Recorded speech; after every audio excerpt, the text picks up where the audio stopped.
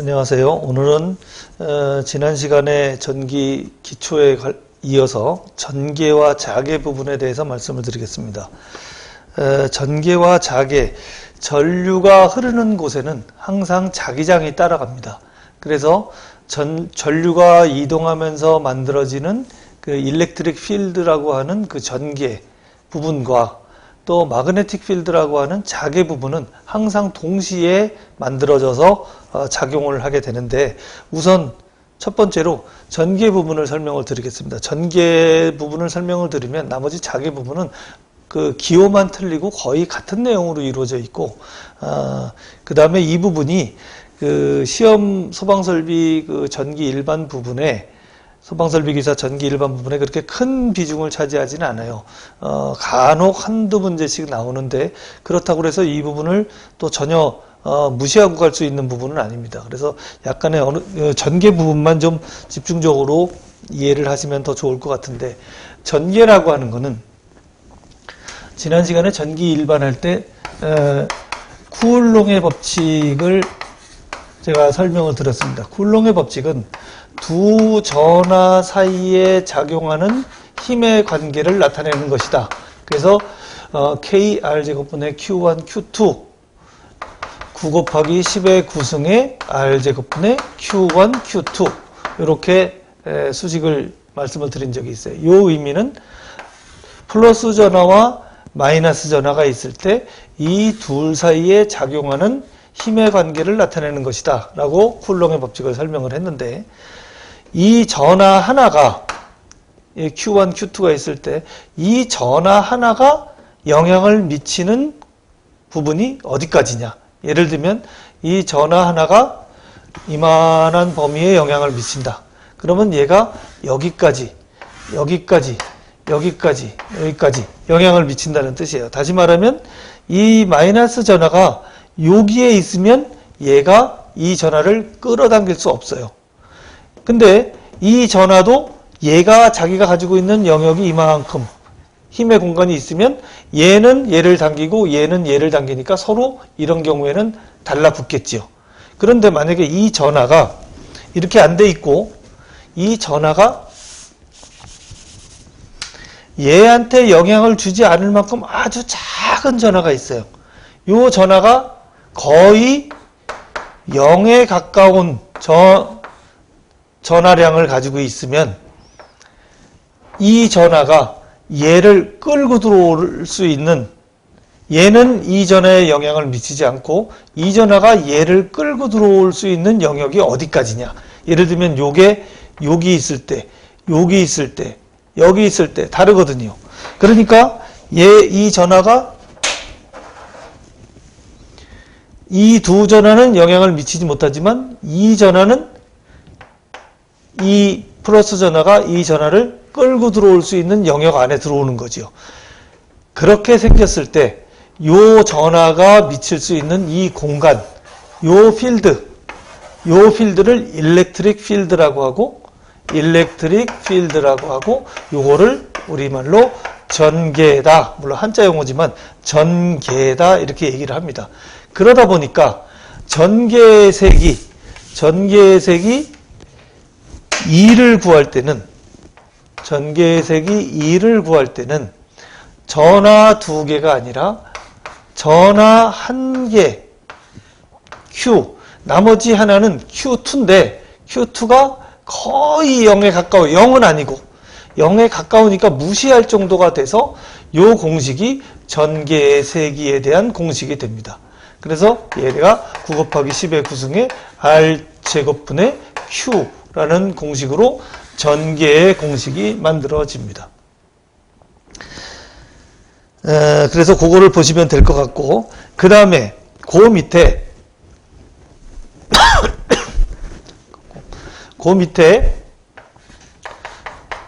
전속이라는 말이 나옵니다. 전속. 전속은 뭐냐면 이 전하 한 개에서, 예를 들어서 이게 플러스가 됐든 마이너스가 됐든 전하 한 개에서 무수히 많은 전기력선이 나옵니다.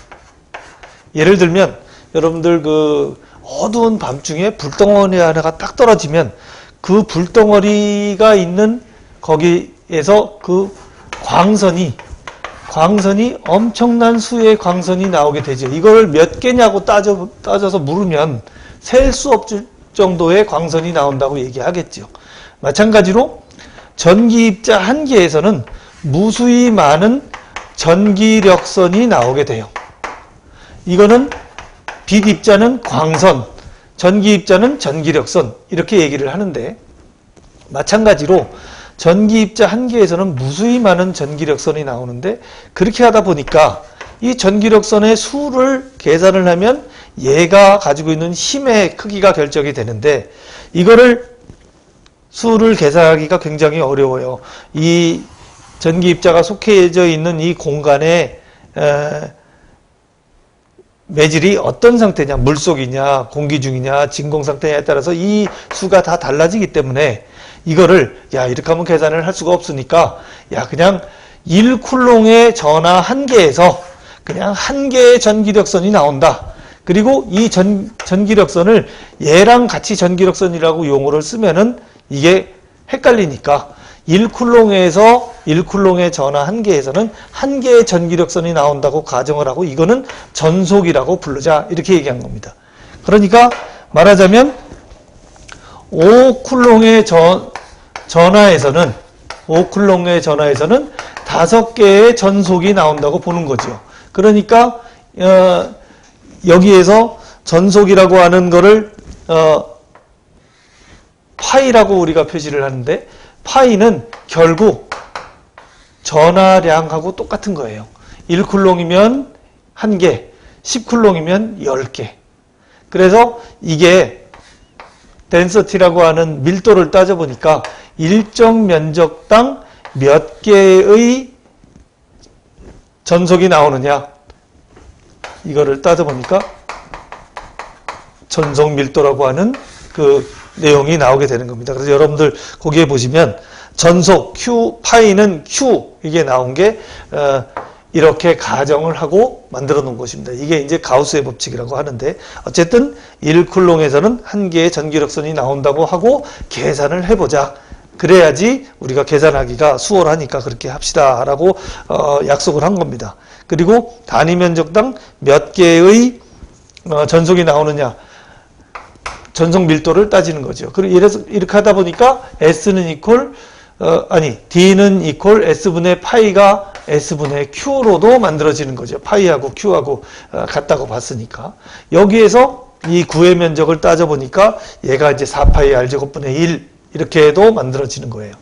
그래서 공식을 이제 쭉 전개를 하다 보면 어쨌든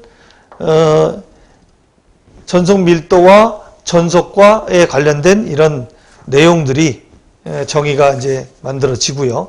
그 다음에 다음 페이지에 보시면 등전이면이라는 말이 나오는데, 등전이면은 전기력선의 전위가 같은 점을 쭉 연결해서 만들어진 면을 말합니다. 그래서 요거에 관련된 내용으로 전기력선과 직각으로 교차하고, 그 다음에 뭐 다른 전위의 등전이면 서로 교차하지 않고, 이런 내용들이 여기 나오는데, 이것도 한번 읽어봐 주시면 요게 간혹 틀린 내용을 고르시오 하고 나오는 문제가 있습니다.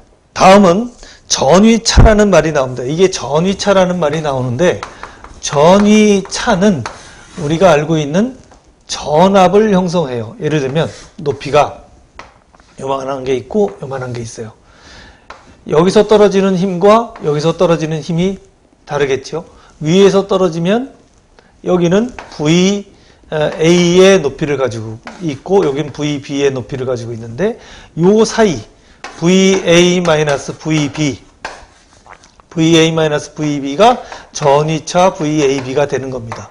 우리가 보통 일반적으로 여기가 100V다, 여기가 200V다. 그러면 요 사이는 100V가 되겠죠. 그리고 여기 땅에서부터 여기까지는 200V, 여기까지는 100V. 요거를 이 B점의 전위라고 하고 A점의 전위를 200V라고 얘기하고, 두 점 간의 전위차는 VA-VB에서 전위차라고 얘기를 하게 됩니다. 그래서 그것도 어떻게 보면 용어 설명에 가깝다고 볼 수 있고요. 그 다음에 유전체라는 말이 나오는데, 유전체는 어떤 두 개의 극판 사이에 전기 에너지가 채워지는데 요 안에 진공 상태일 때 채워지는 전기량하고 이 안에 어떤 물질이 들어가 있을 때 채워지는 그 에너지의 용량하고 어떤 게 많을 거냐. 여기서 따지면 여기에 진공 상태일 때와 아무것도 없을 때와 아무것도 없을 때 채워지는 용량과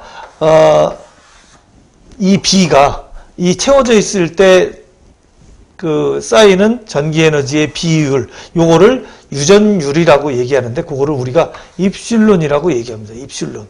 이거를 진공 상태일 때는 입실론 제로라고 얘기를 하고 전체적으로 유전율을 얘기할 때는 입실론이라고 얘기합니다. 그래서 입실론은 입실론 제로에 입실론 S, 요건 비유전율이라고 해서 물질에 따라서 다른 그거를 서로 곱해주면 유전율이 나오게 되고 일반적으로 진공 상태일 때 유전율을 기준으로 해서 문제를 푸시오하는 문제들이 많이 나옵니다.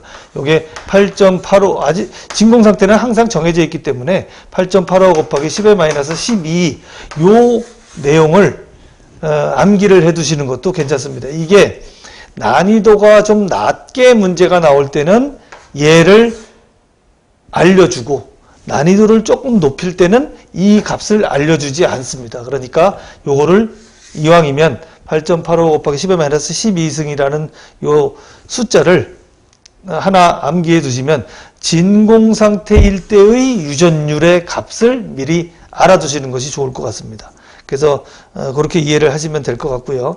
그 다음에 앞에서 말씀드린 바와 같이 전속 밀도가 다시 한번 얘기가 나오는데 전속은 아까 말씀드린 대로 전하 한 개에서 한 개의 전기력선이 나온다고 가정을 하고 그걸 전속이라고 얘기했어요. 그래서 전속 밀도 D를 얘기할 때는 S분의 파이 또는 S분의 Q 이렇게 얘기한다고 말씀을 드렸습니다. 그래서 그 내용이 다시 나오는데 여기 보면 이게 구의 면적이다 보니까 4파이 R 제곱분의 1의 파이 또는 4파이 R 제곱분의 Q 이렇게 된단 말이죠. 그러니까 앞에서 우리 전개의 세기 E가 K R분의 R제곱분의 Q 이렇게 얘기를 했었는데 R제곱분의 Q 얘기를 했었는데 이 K 여기가 4파이 R제곱분의 1이 되고 요게 이제 입실론 제로가 들어가요. 그래서 R제곱분의 Q가 되다 보니까 얘를 요 공식하고 요거하고 같이 해서 요렇게 빼내다 보니까 여기는 똑같네요. 여기 똑같아. 여기 R제곱분의 하나만 있어야죠. 그러니까 얘하고 요렇게 빼내다 보니까 결국은 입실론 제로 하나만 남아요. 그래서 이 D라는 게 전개 2에다가 입실론을 곱하면 전속밀도 D가 만들어지더라 하는 공식이 여기서 같이 만들어집니다. 그래서 그것도 한번 여러분들이 봐두시면 좋을 것 같고요. 그 다음에 이제 전개 부분은 이렇게 해서 내용 정리가 이제 다 됐다고 볼 수 있습니다. 그 다음에 이제 전개가 나오고 그 다음에 항상 앞에서 말씀드린 바와 같이 자개가 따라 나오는데 자개는 앞에서 전속밀도 D를 얘기했으면 자개는 자속밀도라고 얘기를 합니다. 얘는 전속밀도라고 얘기하고 자기장의 자석의 입자에서 나오는 거는 이제 마그네틱 그래서 보통 M이라고 얘기하는데 얘도 마찬가지로 M도 양극과 음극이 있어요. 그래서 M1, M2 이 두 개의 극이 서로 힘을 갖게 되는데 우리 자석 두 개 붙여놓으면 N극, S극 서로 붙고 떨어지고 밀어내고 이제 이런 거를 하는데 얘도 마찬가지로 여기 둘 사이에 쿨롱의 법칙을 작용을 해요. 그래서 F는 이퀄 K R 제곱분의 M1, M2 아까 전기 입자에서는 Q1, Q2로 됐는데 여기서는 마그네틱 입자를 그래서 M1, M2로 정해져서 이게 몇 뉴턴의 힘이 작용을 하느냐.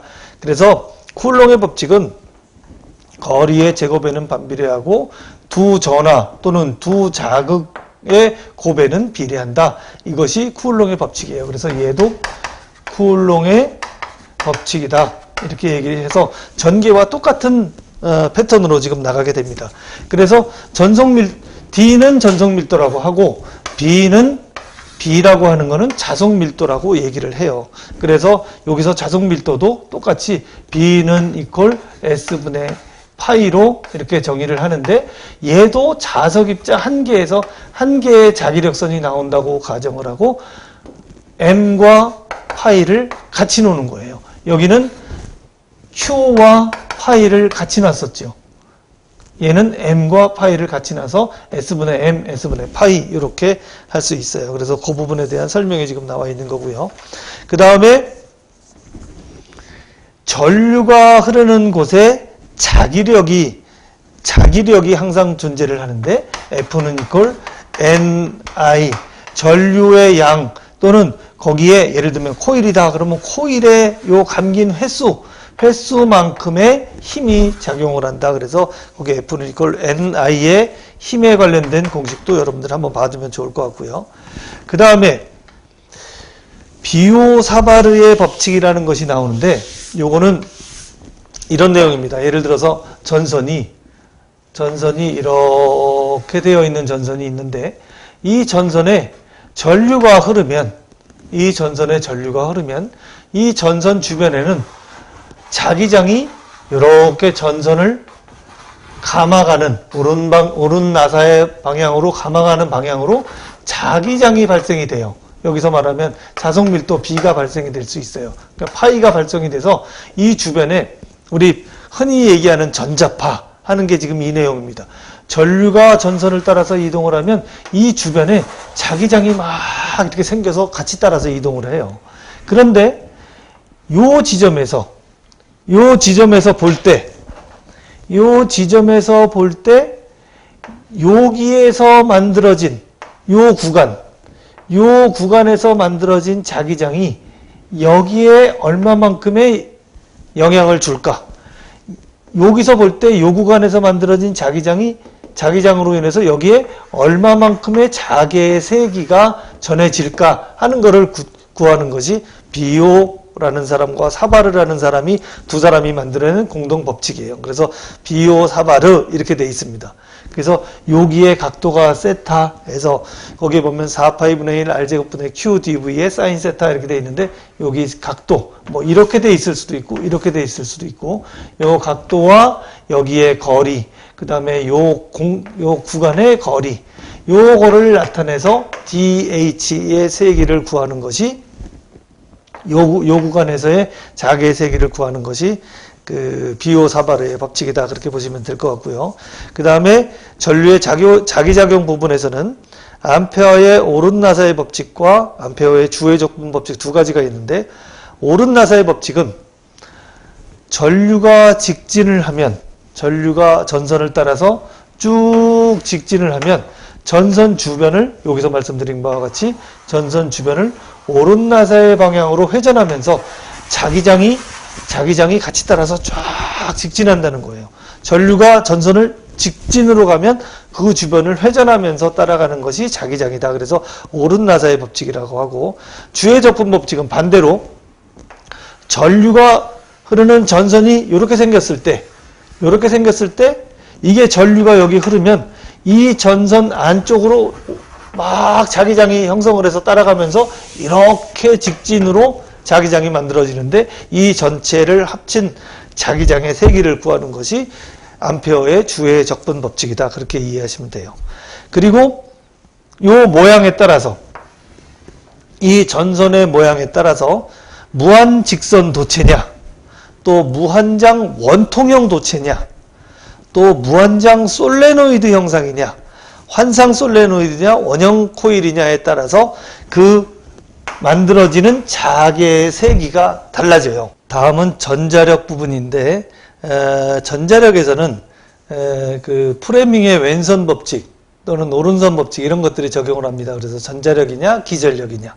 전자력은 전류가 흘렀을 때 코일에 전류가 흘렀을 때 코일에서 힘을 받는다 하는 것이 전자력이고, 그 코일을 회전을 시키거나 운동을 시켰을 때 그 코일에서 만들어진 전기적인 힘을 기전력이라고 얘기를 합니다. 그러니까 프레밍의 왼손 법칙이 적용되는 전자력 부분은 전동기의 원리가 되는 것이고, 프레밍의 오른손 법칙이 적용이 되는 그런 부분에 있어서 기전력이 만들어지는 것은 발전기의 법칙입니다. 그래서 기전력과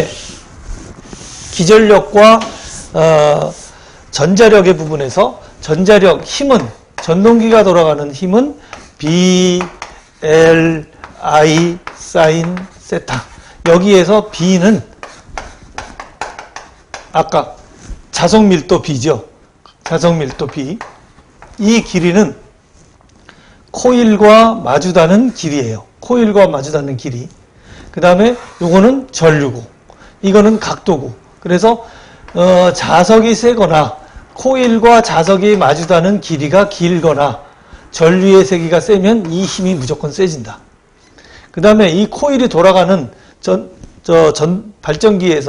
발전기에서는 기전력이 만들어지는데, 이것도 똑같이 자석이 세면 셀수록 마주보는 길이가 길면 길수록 돌아가는 속도가 빠르면 빠를수록 각도에 따라서 이 전압의 크기가 만들어진다.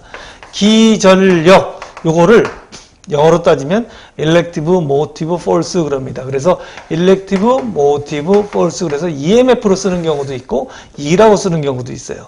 그래서 전압의 단위를 E라고 쓰는 경우는 전압을 상승시키는, 전압을 만들어주는 부분이고, V라고 쓰는, 전압을 V라고 표현하는 경우는 전압을 사용하면서 전압 강화를 일으키는 부분을 V라고 쓰고, 단위는 둘 다 볼트입니다. 둘 다 볼트. 얘는 이제 힘이니까 뉴턴이 되겠죠. 그래서 전자력과 기전력 부분이 프레밍의 왼손 법칙이냐, 프레밍의 오른손 법칙이냐. 프레밍의 왼손 법칙과 오른손 법칙은 방향을 얘기합니다. 그러니까 이제 이렇게 이제 손가락을 이렇게 그리면, 여기가 이제 F, B, I 그러면, 이제 예를 들어서 왼손이다 그러면 여기가 F, B, I 이렇게 되는데, F는 힘의 방향, B는 자기장의 방향, I는 전류의 방향. 요 방향을 나타내 주는 것이 플레밍의 왼손, 오른손 법칙이라고 생각하시면 되겠습니다. 자, 그 다음에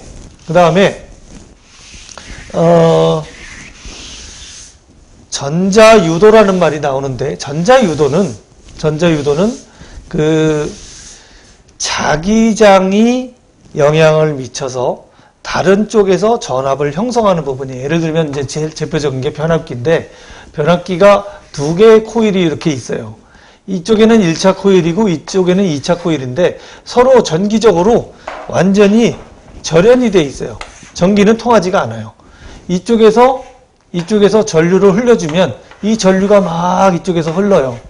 전류가 흐르면 이 코일에 전류가 흐르면서 이 코일에서 자기장이 만들어져서 이 자기장이 이쪽으로 넘어가요. 전류 입자가 넘어가는 게 아니라 자기장이 안개처럼 이쪽으로 넘어갑니다. 그래서 이쪽에 파이1이라는 자기장이 발생을 하면 이쪽에 이 파이1이 이쪽으로 넘어가서 여기에 파이1이라는 자기장이 여기에 막 영향을 주는 거예요. 그러면 이쪽에 전압이 만들어져서 전압이 올라가요. 이쪽에서 이쪽으로 넘어가는 이 과정을 전자유도다 이렇게 얘기를 합니다.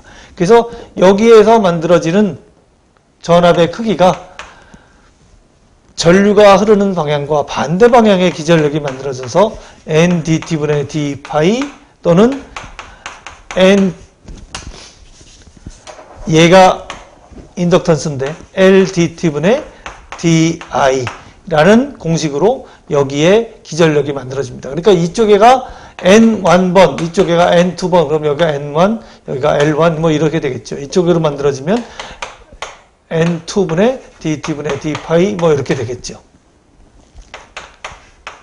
그래서 전자유도는 어느 쪽에서 자기장이 만들어져서 다른 쪽으로 넘어가는 그런 과정을 전자유도다 그렇게 얘기를 하고, 여기에서 마이너스라고 하는 거는 가해지는 방향과 반대 방향의 기전력이 만들어지기 때문에 앞에 마이너스가 붙습니다. 이게 이제 패러데이 법칙과 렌치의 법칙이 이제 결합된 형태인데, 어쨌든 이렇게 하다 보니까 이 공식을 두 개를 가만히 놓고 보니까 n파이하고 li하고 두 개가 서로 같은 거예요. dt분의 d는 같고.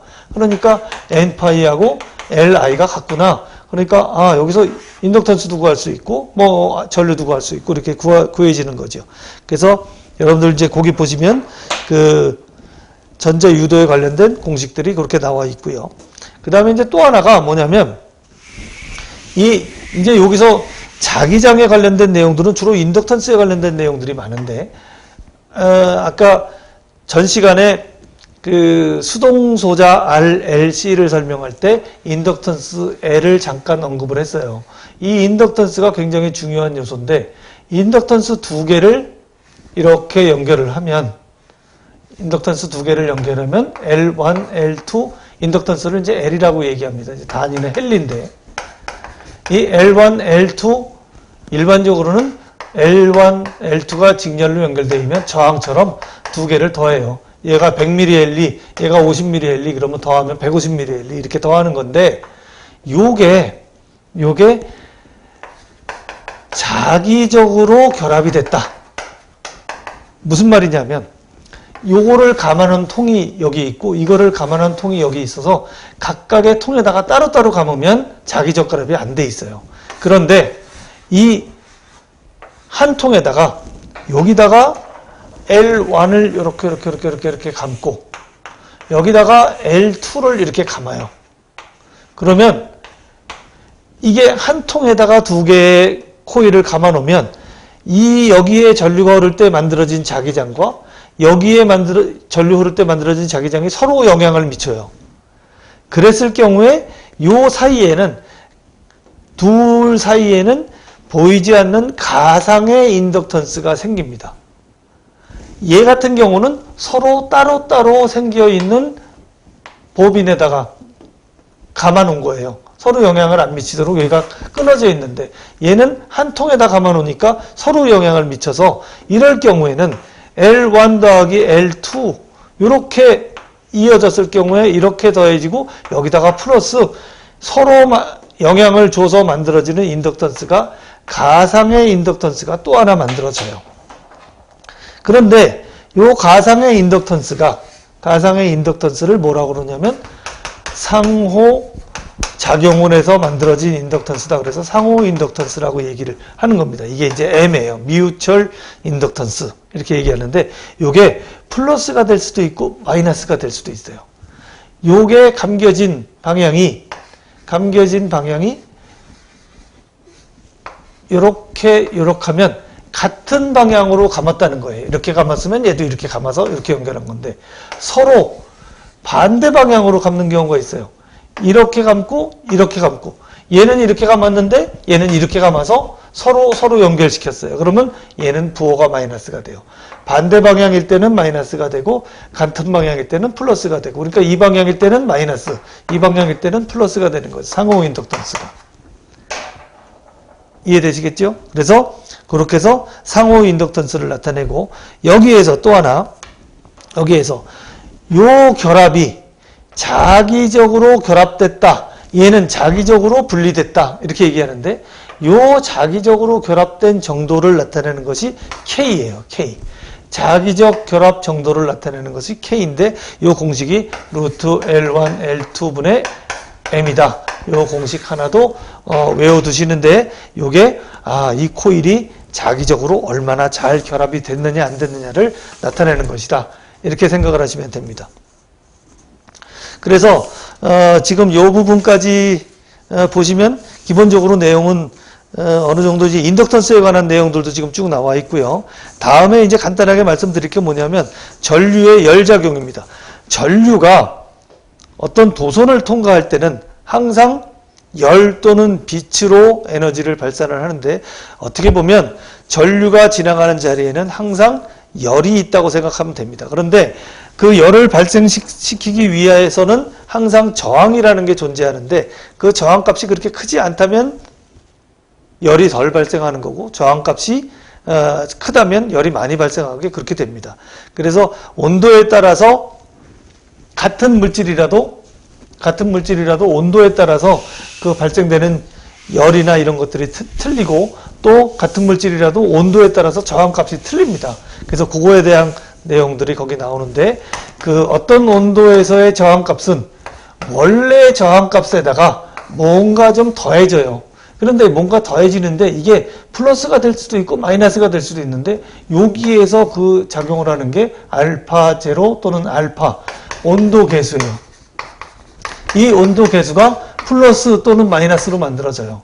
그래서 이 안에 얘가 들어가면 마이너스가 되면 여기가 마이너스가 돼서 원래 값보다 적어지고, 플러스가 되면 더해져서 원래 값보다 커지고, 이렇게 되는 겁니다. 이 안에가 R0 곱하기 알파 제로 그 다음에 T인데, 이 T가 온도차 T예요.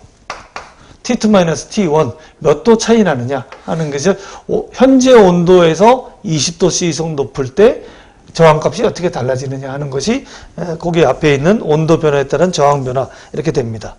주울열에 관해서는 앞에서도 설명한 것처럼 기본적으로 전력량은 I제곱 RT로 정해지고, 얘를 열량으로 바꾸기 위해서는 0.24 I제곱 RT로 만들어진다 그랬어요.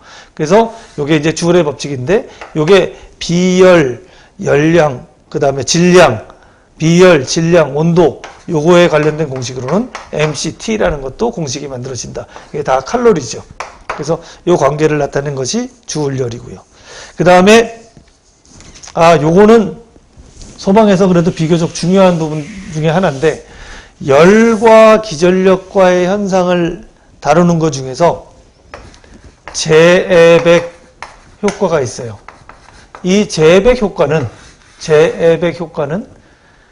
서로 다른 두 개의 금속, A라는 금속과 B라는 금속 두 개가 있을 때, 이 만나는 지점에 한쪽은 고온으로 하고 한쪽은 저온으로 해요. 예를 들면 두 개의 금속선을 환상으로 결합을 해서 이쪽에다가 라이터로 이렇게 가열을 하면 고온에서 저온 쪽으로 기전력이 만들어지면서 전류가 흐르기 시작해요.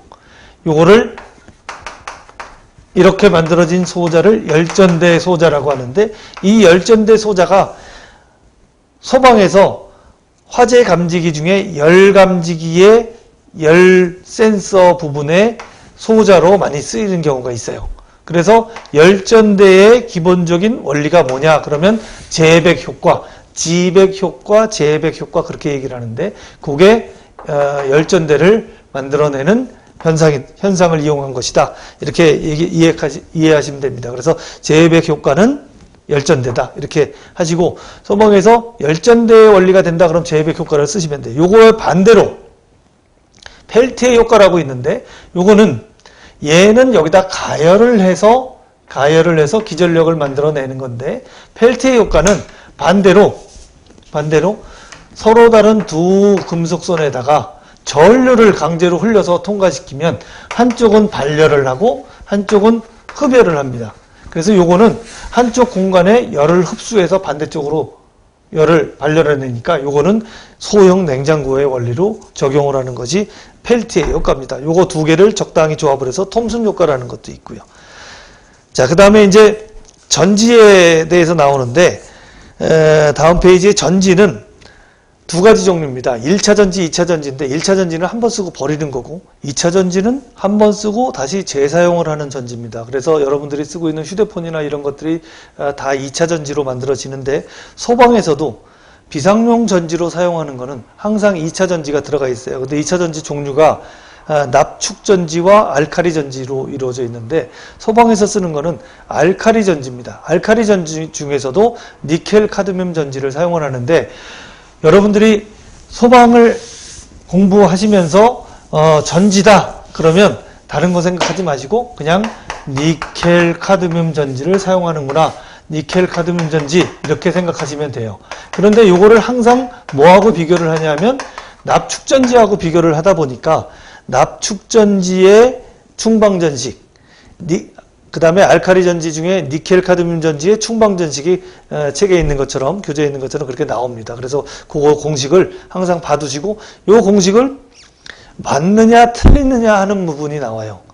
알카리 전지나 납축 전지의 충방 전식으로 맞는 것을 고르시오. 뭐 이렇게 하는 부분들이 많이 있으니까 그거를 눈여겨서 잘 봐두시고, 그 다음에 여기에서 기전력은 납축 전지가 2.05에서 2.08이고 공칭 전압이 2V예요. 알카리 축전지는 1.32에서 1.35인데 공칭 전압은 1.2V입니다. 그래서 기전력이냐 공칭 전압이냐 요 두 가지 용어를 같이 봐두시면 될 것 같고, 그 다음에 시험 문제에서 전지에 관한 내용이 항상 나옵니다. 그래서 시험 문제에 전지를 직렬로 연결했다 어쨌다 하면서 전지라는 말이 나오면 요거는 우리가 알고 있는 건전지 요건데, 요 안에 기전력을 일으키는 부분 요게 있고 내부 저항이 있어요. 그래서 항상 전지라는 말이 나오면 내부 저항 R이 있고 기전력 E가 있다 이렇게 생각을 하시면 돼요. 그래서 아까도 공칭 전압 그러면은 여기에 나와 있는 전압을 얘기하고, 기전력 그러면 요 전압을 얘기해요. 요 전압에서 여기에서 저항에 의해서 만들어진 전압 강화가 생기면 여기에 전압 강화를 뺀 나머지가 여기에 걸리는 게 되죠. 그래서 이런 전지가 2개, 3개 연결되면 I는 이퀄 R분의 V 오음의 법칙에서 이 R 부분이 부하의 R과 내부 저항의 R이 섞여 있다 보니까 여기에 흐르는 전류는 내부 저항을 항상 더해주게 돼 있어요. 전지가 여러 개다 그러면 내부 저항이 계속 늘어나겠죠. 그래서 요 내부 저항 부분을 항상 고려해야 된다는 게 전지의 말이 나왔을 때는 고려를 해야 된다 그렇게 말씀을 드릴 수가 있어요. 그래서 직렬과 병렬로 나눠서 그 전지의 그 용어가 나왔을 때 계산하는 방법이 조금씩 다르다. 그 다음에 다음 페이지에 전류의 화학작용 전기 분해가 있는데, 요거 전기 분해가 발생할 때 만들어지는 석출량에 대해서 간단하게 수식이 있는데, 요 공식도 맞는지 틀리는지 간단한 공식을 외우게끔 하는 그런 문제가 가끔 출제됩니다. 많이는 안 나오는데 가끔 출제되니까 여러분들이 한번 그것도 봐두시면 좋을 것 같습니다. 그래서 지금 앞에 전기 기초이론과 두 번째 시간에 전개와 자개 부분에 대해서 전체적으로 한번 살펴봤습니다.